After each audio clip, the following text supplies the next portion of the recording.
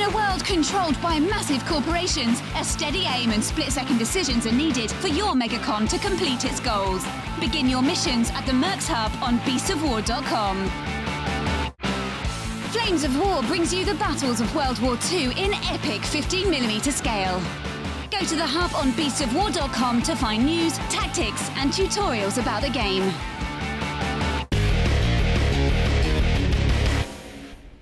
Hi guys, welcome to What's in the Box. Time for more Team Yankee. Right, what are we on today, John? Right, we're on to some Soviet anti-air.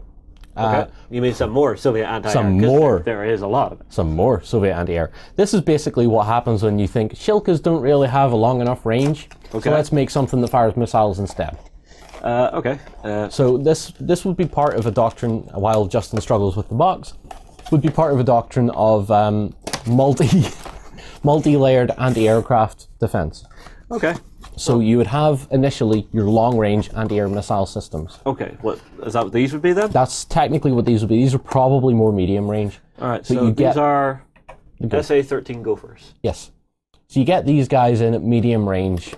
They would be your middle layer of anti-air defense. Mm-hmm. On the outer layer of that, you would have the rest of the Air and Space Division. Oh. What? Yeah. Air and Space? Yeah, I couldn't believe it either. I was watching one of the Red Square parades, right, and they introduced this unit as the Russian Air and Space Defense section, and I was like, Air and Space, that's interesting. And the first thing they rolled out were these massive missile launchers. Right. And they were like, this is the long range anti-air defense, and I was like, dude, those could be nukes, those are huge. And it was like non-nuclear, and I was like, are you serious?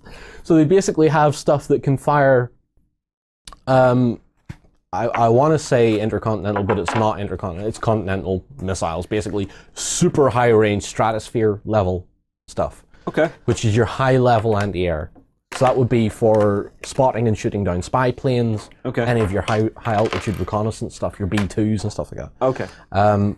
Well, let's get stuck in. Yeah, he wants to talk about them all. I want to talk about all the missiles and stuff. No, you talk about missiles Fine. while I show this on account. Okay. So, we've got the main hull. Yep. Again, Russia does not do beautiful vehicles. No, but they have a charm all of their own.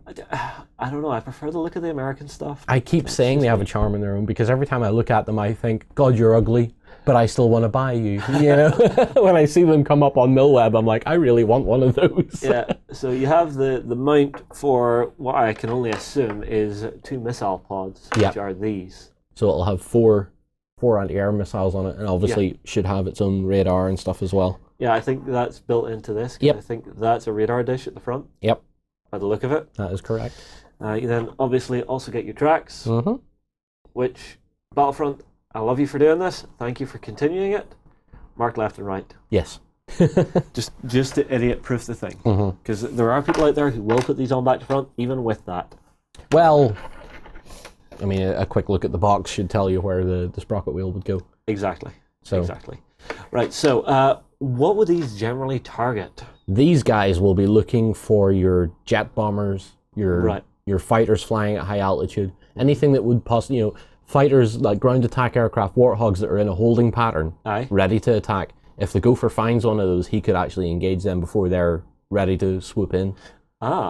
That's the height of anti-air that you're looking at here. So you would have the big missile launchers in a city or in a town or out in a forest somewhere, in a hard point miles away from anything else. Then you have stuff like this, your mobile anti-air missiles, which are still medium to high altitude. They can engage your command and control. Americans are very fond of the plane they call the AWAC, which is that mobile command and control center aircraft. You could engage one of those with these, possibly. It depends on the altitude it's flying at. But these are really important when you're looking for bombers. Because the Americans at this time had the B-52. The B-52 is a massive, devastating aircraft, has a huge bomb load, and can potentially carry nukes. So you have the Americans, say Team Yankee became real, Team Yankee went hot, that sort of thing. These guys would be looking out for the B-52s that would be coming in with either large payloads or small tactical nuclear devices. So they would be the first thing that the B-52s would be scared of coming in to do a bomb run. If I was in a B-52 with a tactical nuke, I'd be more worried about the tactical nuke No, because once you drop that thing, you have no more worry for it. Aside from getting away from the blast radius. Well, there's that, yes, but you should be able to do that in a B-52. I mean, this thing has like 8 jet engines on it. It's got more power than a 747. Fair enough. And those things can flip. Boy, can they flip. I've seen some guy just do that on the stick in the B-52 going, we're away now. Okay, you're going to have to find this on YouTube and show it to me some lunchtime. I will.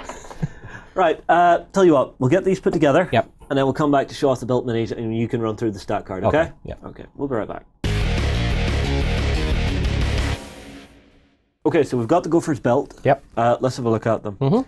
So what are these things doing on the gaming table? Now we've got 2 built, but I just want to give you a quick spin around one. Yeah, sure. What is this going to be doing in your game? Right, well, you have the SA-13 Gopher anti-aircraft missile. This has a range of 56 inches. So that's hefty. It's shorter than a Shilka, but it's longer than the likes of, I think it's longer than the VADS Vulcan gun that's on the American M113.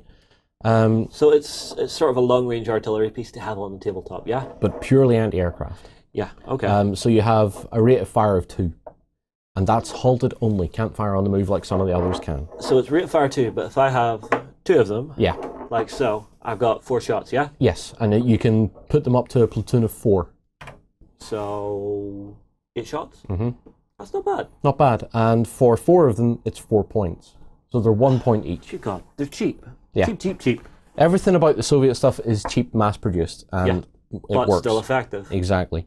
So they have a firepower of 4+, guided anti-aircraft. Let me see, there's not much else about the vehicle because it's armor 1 all round. So I'll assume it's just a straightforward vehicle. Yeah. Go hunt. Oh look, there's Cobra attack helicopters. Oh look, there's an A-10. Yeah. Shoot it down.